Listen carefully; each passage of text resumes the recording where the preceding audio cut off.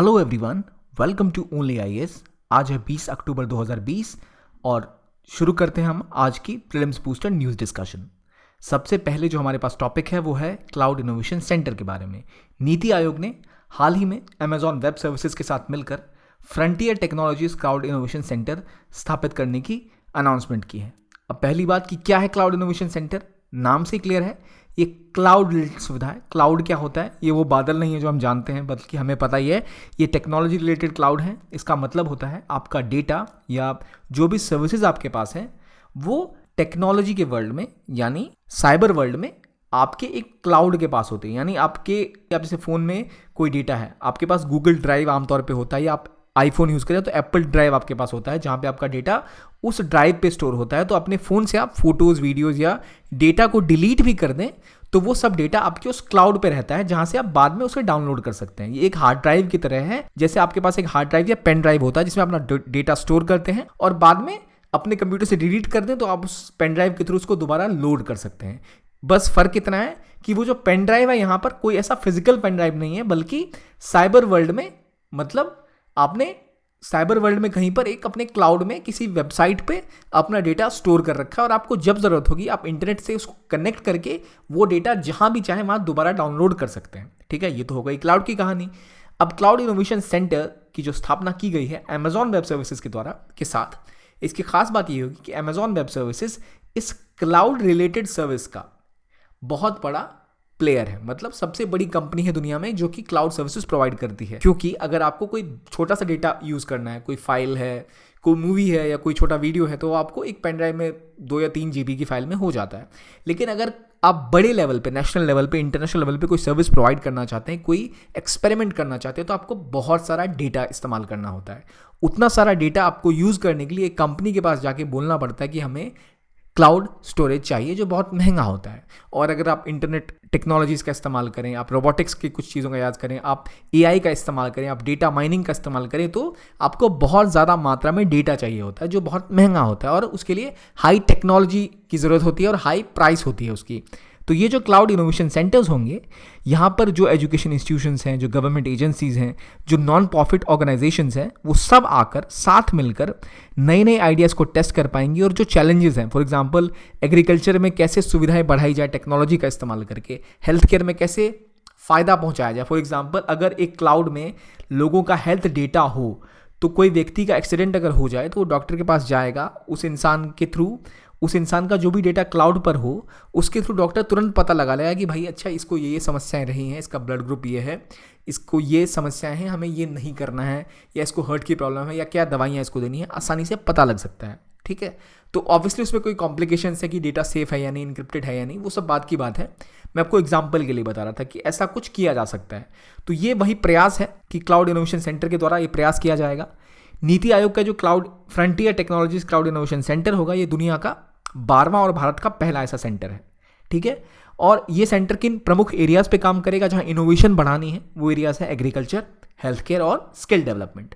और जो Amazon web services की जो क्लाउड इनोवेशन सेंटर्स होंगे, एक ग्लोबल प्रोग्राम है इसके तहत, जिसके तहत बड़े बड़े देशों में, कई देशों में मान लीजिए, जहाँ की गवर्नमेंट एजेंसीज, एकेडमिक इंस्टीट्यूशंस और नॉन प्रॉफिट जो बॉडीज़ हैं वो साथ आकर अप्लाई करते हैं डिज़ाइन थिंकिंग मेथोडोलॉजी। मतलब कि आपके पास कोई ऐसा डिज़ाइन है जिसका इस्तेमाल कर आप कोई नई आइडिया बना सकते हैं, या एक कोई समस्या है, फॉर एग्जांपल रोड पे बहुत एक्सीडेंट होते हैं, तो आप टेक्नोलॉजी का इस्तेमाल करके बता सकते हैं कि भाई किस रोड के किनारे बहुत एक्सीडेंट होते हैं। ये एक जगह है जहाँ रोड मुड़ता है, वहाँ बहुत एक्सीडेंट हो रहे हैं, मतलब इसके पास कोई ब्लाइंड स्पॉट है, तो आप टेक्नोलॉजी का इस्तेमाल करके बोलेंगे भाई यहाँ बहुत एक्सीडेंट हो रहे हैं, देखो यहाँ क्या सुविधा दी जा सकती है, रोशनी बढ़ा के देखते हैं, रोड को थोड़ा सीधा करके देखते हैं ताकि एक्सीडेंट कम हो। ऐसे एग्जाम्पल्स के साथ आप, ऐसे तरीके होते हैं, ऐसे मेथड्स होते हैं जहां आप टेक्नोलॉजी का इस्तेमाल करके आइडियाज़ को टेस्ट कर सकते हैं, कोलैबोरेट कर सकते हैं और चैलेंजेस को सॉल्व कर सकते हैं। ये कोशिश है इसकी। अब इनके ऑब्जेक्टिव क्या है? इनका ऑब्जेक्टिव है CIC का, क्लाउड इनोवेशन सेंटर का, कि आइडेंटिफाई करना और डिप्लॉय करना लीडिंग एज टेक्नोलॉजीज। किस चीज़ के लिए? ताकि कंटिन्यूस इनोवेशन हो सके सिटीजन सर्विसेज के डिलीवरेंस में। मतलब जो नागरिक हैं उनको जो सुविधाएं प्राप्त करनी है, हेल्थ केयर हो, सैनिटेशन हो, टेक्नोलॉजी सर्विसेज हो, साइबर सिक्योरिटी हो, इन सभी एरियाज़ की कंटिन्यूस इनोवेटिव सर्विसेज प्रोवाइड की जा सके नए नए लेवल पे, नई तरीके से। ये सेंटर प्रयास करेगा आइडेंटिफाई करने का, प्रायोरिटाइज करने का वो प्रोजेक्ट को जो कि लोकल लीडर्स या लोगों के साथ मिलकर, जो एक्सपर्ट्स हैं उनके साथ मिलकर स्टेट या डिस्ट्रिक्ट लेवल पे जो भी क्रिटिकल सोशल चैलेंजेस हैं उनको सॉल्व करने का। फॉर एग्जांपल लेट्स से कहीं साइबर सिक्योरिटी नहीं है, कहीं लिटरेसी की समस्या है, कहीं हेल्थ सर्विसेज की समस्या है, अच्छे डॉक्टर्स उपलब्ध नहीं है, तो कैसे आप इन टेक्नोलॉजीज का इस्तेमाल करके आगे बढ़ पाएं। अगला टॉपिक इसी से हमारे पास जो आ रहा है आज के लिए वो है डेमचौक सेक्टर। डेमचौक सेक्टर क्यों न्यूज़ में है?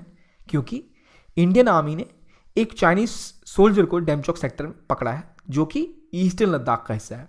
डेमचौक सेक्टर कहाँ का हिस्सा है? ईस्टर्न लद्दाख का। हमें लोकेशन वाइज पता होना चाहिए क्योंकि काफ़ी टाइम से यहाँ विवाद चल रहा है इन दो देशों के बीच में। डेमचौक सेक्टर वो रीजन है जहाँ की जो कि चार्डिंग नाला है वो और जो इंडस वो जहाँ मिलते हैं वहाँ पर ये डेमचौक विलेज है। ठीक, इंडिया चाइना दोनों इस रीजन को क्लेम करते हैं। आपको पता ही है जो डिबेट है वहाँ के आसपास की, जो कि लाइन ऑफ एक्चुअल कंट्रोल है दो देशों के बीच में, वो चार्डिंग नाला के बराबरी पर ही लगा हुआ है। और यहाँ पर दोनों देशों का क्लेम है कि हमारा एरिया या उनका एरिया, जहाँ पर अभी ऑब्वियसली इंडिया का एरिया है वो। तो यहाँ पर दो लोग एक चाइनीज सोल्जर को इंडिया ने कॉम्प्रिहेंड किया, इसलिए इंपॉर्टेंट हो जाता है ये। अब कहाँ पर डेमचौक है देख लीजिए, क्योंकि चुमार सेक्टर भी है जहाँ पे काफ़ी न्यूज़ आ रही थी, जहाँ समस्याएं रही हैं चाइना के साथ। तो ये रहा डेमचौक सेंटर, ये रहा चुमार सेंटर। क्यों इंपॉर्टेंट है? अगर आपसे पूछे कोई भी क्वेश्चन कोई आ जाए that Demchok sector is situated at north of Chumar, south of Srinagar, north of ले, वेस्ट ऑफ कारगिल। तो जो बड़े शहर हैं, जो बड़े इलाके हैं, आपको उसके बारे में पता होना चाहिए। क्योंकि डेमचौक सेक्टर जैसा एक क्वेश्चन हाल ही में पूछा गया था इस साल एग्जाम में, वो था Siachen glacier is situated to the east of Aksai Chin, east of Leh, north of Gilgit, north of Nubra valley. तो बताइए क्या आंसर है इसका? आपको बहुत इजी क्वेश्चन है ये, काफ़ी इजी था ये, और इसका आंसर होगा नॉर्थ ऑफ नुब्रा वैली। आप इसको एनालाइज करके इसको पढ़ के देखिए, मैप खोलिए, ये आपका होमवर्क हो गया, आप इसको चेक करिए। हमने नक्शा ऊपर दिया ही है आपको, आप उस पर भी देख सकते हैं कहाँ ये लोकेशन है। पर हमारे लिए इंपॉर्टेंट है क्योंकि क्वेश्चन ऐसे आ रहे हैं कि लोकेशन वाइज प्रिपरेशन हम करें। अगला इंपॉर्टेंट टॉपिक है, एक ICT ग्रैंड चैलेंज किया गया है। ICT मतलब क्या होता है? Information communication technology grand challenge, जो कि नेशनल जल जीवन मिशन के तहत किया गया है, जो कि ministry of electronics and information technology के साथ कोलैबोरेट करके कर रही है। ये ICT ग्रैंड चैलेंज है किस चीज़ के लिए? किस प्रकार से smart water supply measurement and monitoring system को डिप्लॉय किया जाए गांव के लेवल पर। भाई है क्या ये? नाम से क्लियर है, smart water supply measurement and monitoring system, यानी कि वाटर सप्लाई को ठीक से मेजर किया जा सके और मॉनिटर किया जा सके कि वो, देखिए कहीं भी अगर पानी की सुविधा दी जाती है तो पानी किस सिस्टम के साथ जा रहा है, कितना लीकेज है, उसे भी चेक करना बहुत जरूरी होता है ताकि उसे ठीक से कंट्रोल किया जा सके। जो मिनिस्ट्री ऑफ जल शक्ति है, मिनिस्ट्री ऑफ जल शक्ति के तहत ये प्रोग्राम है जिसका काम है कि जो इंटरनेट ऑफ टेक्नोलॉजी की जो इकोसिस्टम है, किस प्रकार से उसका इस्तेमाल करके हम बिल्कुल एफिशिएंटली और स्मार्टली रूरल एरियाज में पानी की सप्लाई कर सकें, ताकि बिना इकोसिस्टम को खराब किए पानी का कम इस्तेमाल करते हुए सही सुचारू रूप से वो गांव के लोगों तक पहुंचाया जा सके। अब जल जीवन मिशन ने इसीलिए कोलैबोरेट किया है ministry of electronics and information technology के साथ, मीटी के साथ, कि वो किस प्रकार डेवलप कर सके नई इनोवेशन टेक्नोलॉजीज। तो इस टेक्नोलॉजी को डेवलपमेंट करने के लिए उन्होंने क्या किया है? उन्होंने कोशिश की है कि एक चैलेंज लगाया। उन्होंने कहा कि भाई आप सभी आइए, कोलैबोरेट करिए और बताइए किस तरह से एक smart, innovative, modular, cost effective solution बनाया जा सकता है। किस चीज़ के लिए? कि पानी का स्मार्ट सप्लाई हो और मॉनिटर किया जा सके गांव लेवल तक पहुंचाने के लिए। इसमें 100 विलेज बेसिकली पहले इन्होंने लिए हैं पायलट बेसिस पे, 100 विलेज में इसको चेक किया जाएगा। और ये obviously vibrant internet of technology का जो इकोसिस्टम है इंडिया में, उसका प्रयास करेगा। भाई क्या है ये सिस्टम? इसके थ्रू आप देखते हैं AI के थ्रू, रोबोटिक्स के थ्रू, या जो भी सुविधाएं आपके पास हैं टेक्नोलॉजी का इस्तेमाल करते हुए आप मेजर करते हैं, मॉनिटर करते हैं कि सर्विस किस हद तक किस गांव में डिलीवर हो रही है, कितना पानी वहां पहुंच रहा है, क्या वो सही तरीके से पहुंच भी पा रहा है या नहीं। इस तरह के चैलेंजेस का इस्तेमाल किया जाता है ताकि कई सारी जो बॉडीज़ हैं, कई सारे जो लोग हैं वो साथ आएँ, प्रयास करें कि किस तरह आप जल जीवन मिशन के साथ कार्य कर जो पोर्टेबल वाटर सप्लाई हैं वो हर एक घर तक पहुंचा सके 2024 तक, जो इनका मिशन है। अब इस मिशन के तहत किया क्या जाएगा? इस मिशन के तहत आइडिएशन स्टेज पे, प्रोटोटाइप डेवलपमेंट स्टेज पे और डिप्लॉयमेंट स्टेज पे सहायता की जाएगी। अब ये स्टेज क्या होता है? मतलब जहां आपने कोई आइडिया को क्रिएट किया कि भाई ये ऐसे हम इस्तेमाल कर सकते हैं, फिर आपने उसका प्रोटोटाइप बनाया। फॉर एग्जांपल आप कहेंगे कि मैंने एक ऐसा सेटअप क्रिएट किया जिसके थ्रू हम पानी को फिल्टर सस्ते दामों में कर सकते हैं। जो आप बताएंगे उस स्टेज पर मदद मिलेगी। जब आप उसका प्रोटोटाइप डेवलप करेंगे तब और जब उसको आप बड़े स्टेज पे लाकर डिस्ट्रीब्यूट करने की पोजीशन में आ जाए, यानी डिप्लॉयमेंट स्टेज, आइडिया डेवलप हुआ, आइडिएशन स्टेज, उसका आपने पहला प्रोटोटाइप बनाया, पहला उसका जो अपने उदाहरण की तरफ दिखाया कि भाई ये मशीन है ऐसी होगी, उस स्टेज पे, और जब आप डिप्लॉय करें मतलब बड़े लेवल पे, हर लेवल पे आपको सहायता दी जाएगी।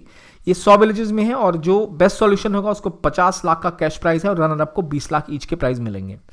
तो ये जो सबसे अच्छे डेवलपर होंगे उनको अपॉर्चुनिटीज दी जाएगी कि वो जो मिनिस्ट्री ऑफ इलेक्ट्रॉनिक्स और इंफॉर्मेशन टेक्नोलॉजी है उनके साथ मिलकर उनके इंक्यूबेटर में साथ चलकर इसको और ज़्यादा डेवलप कर सकें। इससे क्या होगा, ये चीज़ को और थ्रस्ट पहुंचाता है किस चीज़ को, वो है आत्मनिर्भर भारत, डिजिटल इंडिया और मेक इन इंडिया। क्यों? क्योंकि आप जो डेवलप कर रहे हैं वो भारत के अंदर डेवलप हो रहा है, डिजिटली डेवलप हो रहा है, और ऑब्वियसली क्योंकि इन सब के अंदर है तो मेक इन इंडिया के तहत तो आ ही रहा है वो।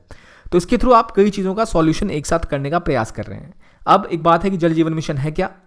जल जीवन मिशन जल शक्ति मिनिस्ट्री के अंदर लॉन्च किया गया था, जो प्रयास करेगा कि किस तरह वाटर रिसोर्सेज, वाटर सप्लाई को मैनेज किया जा सके इंटीग्रेटेड और होलिस्टिक मैनर में स्टेट गवर्नमेंट्स के साथ मिलकर। इसी के तहत जल जीवन मिशन इंश्योर करता है हर घर जल, मतलब हर एक गांव में, हर घर में जल होगा 2024 तक। क्या क्या इसके अलग अलग और कंपोनेंट है। सस्टेनेबिलिटी के लिए ये कोशिश करेगा grey water management, water conservation, rain water harvesting, जो भी इसके कंपोनेंट है वो इसके साथ है। और ये कोशिश करेगा कि सेंट्रल गवर्नमेंट और स्टेट गवर्नमेंट की जो स्कीम्स हैं उनको साथ मिलाकर जो सस्टेनेबल वाटर सप्लाई मैनेजमेंट है अक्रॉस इंडिया वो किया जा सके। कोई स्टेट गवर्नमेंट का काम बहुत अच्छा है जहां सेंट्रल गवर्नमेंट की योजना को मिलाकर साथ जाकर ज़्यादा बेहतर इस्तेमाल किया जा सकता है, तो उसका प्रयास किया जाएगा। फिर एक और न्यूज़ है कि ऑस्ट्रेलिया और मालाबार एक्सरसाइज के बारे में। मालाबार एक्सरसाइज क्या होता है? मालाबार एक्सरसाइज इंडिया और यूएसए की एक द्विपक्षीय बायलैटरल नेवल एक्सरसाइज थी जो 1992 में स्टार्ट की गई। बाद में इसे ट्राइलेटरल बनाया गया, जापान को इसमें इंक्लूड किया गया, लेकिन ऑस्ट्रेलिया को इसमें इंक्लूड नहीं किया गया था पहले, क्योंकि इंडिया ऑस्ट्रेलिया के साथ ऑलरेडी एक ऑस इंडेक्स नाम की नेवल एक्सरसाइज करता था। हाल ही में इंडिया और इंडिया के सभी जितने ये राष्ट्र हैं जिनके साथ इंडिया प्रयास ये नेवल एक्सरसाइज करता है, इन सभी को लगा कि चाइना का प्रकोप बहुत बढ़ रहा है, वो काफ़ी ज़्यादा एग्रेसिव पोस्चर में आ रहा है, तो इन लोगों ने क्वाड बनाने की संभावना व्यक्त की थी 4 देशों का। अब जैसे ही मालाबार एक्सरसाइज में, जहां पहले जापान ऐड हो गया 2015 में, अब जो ऑस्ट्रेलिया के ऐड होने के बाद जो क्वाड है उसको ज़्यादा ये एक शेप दिख रहा है कि हाँ अब क्वाड के बनने के आसार बहुत ज़्यादा हैं और इन्हें चाइना का डर भी नहीं है, क्योंकि पहले ऑस्ट्रेलिया को इंडिया ने इंक्लूड नहीं किया था इसमें। और जो इंडिया ऑस्ट्रेलिया की अलग से एक्सरसाइज थी ऑस इंडेक्स, उसको और ज़्यादा कॉम्प्लेक्स बनाया था और ज़्यादा एक्सपेंड किया था, पर उनको अपने मालाबार एक्सरसाइज में ऐड नहीं किया था ऑस्ट्रेलिया को, ना ही उन्होंने ऐसी कोई दिलचस्पी ज़्यादा दिखाई थी। पहले बातें हुई थी पर आगे बढ़ नहीं पाई थी। अब इसका मतलब ये भी है कि क्वाड्रिलेटरल जो सिक्योरिटी डायलॉग है, जो कि इनफॉर्मल स्ट्रेटेजिक फोरम है जापान, इंडिया, यूएसए और ऑस्ट्रेलिया का, वो हुआ है, और जिसमें कि सेमी रेगुलर समिट्स होती हैं, इंफॉर्मेशन एक्सचेंज होता है, मिलिट्री ड्रिल होता है। इनमें डायलॉग के साथ साथ जॉइंट मिलिट्री एक्सरसाइज भी होती है, जिसे एक्सरसाइज मालाबार भी कहते हैं, और इसमें डिप्लोमेटिक मिलिट्री अरेंजमेंट की जाती है। और ये इसीलिए देखा जाता है इसको कि चाइना का जो इकोनॉमिक और मिलिट्री पावर बढ़ता जा रहा है इस रीजन में, उसे कंट्रोल करने के लिए, इस रीजन में जो चाइना का प्रभाव बढ़ रहा है उसको बैलेंस करने के लिए जो इस रीजन के 3 देश हैं, इंडिया, जापान और ऑस्ट्रेलिया, तीनों का प्रयास है अमेरिका के साथ मिलकर कि उन पे चेक्स एंड बैलेंसेस बनाए जाए। एक और न्यूज़ जो काफ़ी इंपॉर्टेंट लगी इस बार, वो है जो national company law appellate tribunal है न्यू दिल्ली में, इसने एक अपील को कैंसिल किया। अपील रमेश खयामल साहब ने की थी, जो Siemens Gamesa renewable power private limited के फॉर्मर चेयरमैन है। इतनी इंपॉर्टेंट है नहीं बात, हमारे लिए इंपॉर्टेंट है कि national company law appellate tribunal क्या है। तो एनसीलैट जिसे हम कहते हैं, ये एक अपीलेट ट्रिब्यूनल है, नाम से ही पता है, जो कि अपील सुनती है। जो भी नेशनल कंपनी लॉ ट्रिब्यूनल है वो जब इंसॉल्वेंसी या बैंकरप्सी कोड के थ्रू कोई निर्णय सुनाता है, ठीक है, या कोई अपीलेट ट्रिब्यूनल है जो कोई निर्णय सुनाता है बैंकरप्सी या इंसॉल्वेंसी कोड के अंतर्गत, उसके बारे में कोई अपील है या कोई डिसीजन लिया है सीसीआई ने, कॉम्पिटिशन कमीशन ऑफ इंडिया ने, उसको लेकर एनसीलैट जो है वो इसकी अपीलेट ट्रिब्यूनल है जहां पर आप अपील कर सकते हैं।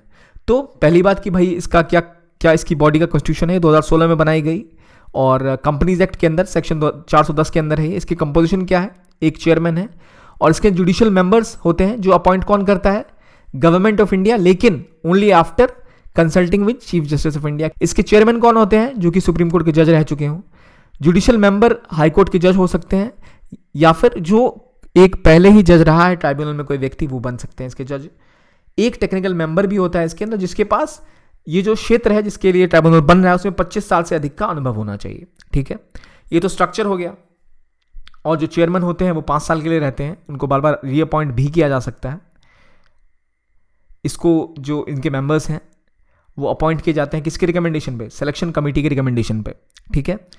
लेकिन अब एक और पॉइंट है कि भाई सीसीआई है क्या जो ये कर रही है, जिसका हमने सीसीआई का भी नाम सुना कि एक तो पहली बात आती है, ये देखते हैं कि है क्या ये company insolvency and bankruptcy code. Insolvency और बैंकरप्सी कोड 2016 में लागू किया गया था, जिसके तहत जो भी बिजनेस फेल हो जाते हैं उनको भाई कैसे उनको रिजॉल्व किया जाए, जो बैंकरप्ट हो गए उनका क्या क्या सॉल्यूशन हो, उनके लिए ये व्यवस्था की गई है कि जो इंसॉल्वेंसी लॉज थे इंडिया के कई सारे, उनको एक साथ जोड़कर सिंप्लीफाई किया गया और प्रयास किया गया कि जो क्रेडिटर्स हैं, जो मतलब जिसी ने कोई कंपनी दिवालिया हो गई तो जिन लोगों ने उनको लोन दिया है, जिनका उनके पास पैसा है, उनको कैसे बचाया जाए, उनको कैसे पैसे वापसी की जाए। तो किस तरह से टाइम बाउंड मैनर पर या तो कंपनी को रिवाइव किया जाए, या कंपनी के फाइनेंसेस, या फिर उस दिवालिया हो गई कंपनी तो किस तरह फाइनेंसेस जो उससे निकल सकते हैं वो निकाल के जो कंपनी को जो कंपनी के देनदार हैं, जिनसे कंपनी को पैसे जिनको देने हैं उनको पैसे दिए जाएं। इसके लिए ये कोड बनाया गया था। आपने इकोनॉमिक्स में इसको डीपली पढ़ा ही होगा। इसी प्रकार से जब इसके लिए जो ट्रिब्यूनल बना था, वो जब कोई अपील करता है उसके खिलाफ तो वो जाता है, अभी हम जो एनसीलैट के बारे में पढ़ रहे थे वहाँ, आप इसके रिगार्डिंग कोई आपका अपील है तो वहाँ आप कर सकते हैं। इसके अलावा सीसीआई यानी जो कंपटीशन कमीशन ऑफ इंडिया है, जो कि एक स्टैच्यूटरी बॉडी है, गवर्नमेंट ऑफ इंडिया ने 2002 में फॉर्म करी थी। किस लिए ये बॉडी फॉर्म हुई थी? कि अगर कोई मोनोपॉली इंडिया में ना हो जाए, कोई एक ही कंपनी सारे सेक्टर्स को कंट्रोल ना कर दे, उसे रोकने के लिए इसका काम था कि कोई ऐसे भी प्रैक्टिसेस, कोई ऐसा प्रयास जिसके थ्रू कंपटीशन खत्म और कोई एक कंपनी का कब्जा हो जाए मार्केट पे, उसको रोकने का प्रयास करना इनका मेन कार्य है। इंटरेस्ट जो कंज्यूमर्स है उसको प्रोटेक्ट करना, और फ्रीडम ऑफ ट्रेड जो है मार्केट में वो इंश्योर करना।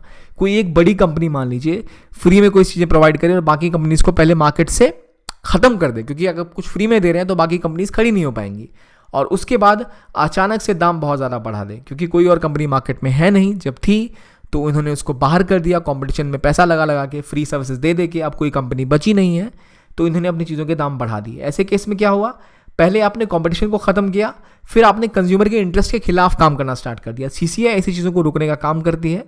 सीसीआई के एक चेयरमैन होते हैं और 6 मेंबर्स होते हैं जो सेंट्रल गवर्नमेंट अपॉइंट करती है। ये एक कासी जुडिशियल बॉडी है जो कि ओपिनियंस देती है अथॉरिटीज़ को कि भाई आपको क्या करना चाहिए, और ये कंपटीशन एक्ट 2002 के तहत बनाई गई थी, जो कि एक स्टैच्यूटरी बॉडी है। ये भी अगर कोई निर्णय सुनाती है तो उसके खिलाफ आप एनसीलैट में जा सकते हैं अपनी अपील लेकर, ठीक है। अब देखते हैं कितना आपको याद है। नीति आयोग की जो frontier technology cloud innovation centre है, क्या ये पहला AWS CIC है इंडिया का? ट्रू या फॉल्स बताइए। डैम चौक सेंटर जो है क्या वो नॉर्दर्न लद्दाख में है? ICT ग्रैंड चैलेंज जो है ये जल शक्ति की पार्टनरशिप में है ministry of electronics and information technology के क्या? मालाबार एक्सरसाइज जो है क्या joint level exercise India, US and Australia का है? National company law appellate tribunal जो है एनसीलैट, ये क्या कंपनीज एक्ट 2002 के तहत बनाया गया था? अब बताइए, सभी चीज़ें हमने डिस्कस करी हैं, आपको इसके आंसर आने चाहिए, ट्रू है या फॉल्स है। आई होप आज की डिस्कशन आपको हेल्प करे आपकी प्रिपरेशन के लिए। तो आज के लिए इतना ही। Thank you very much. Thanks for watching.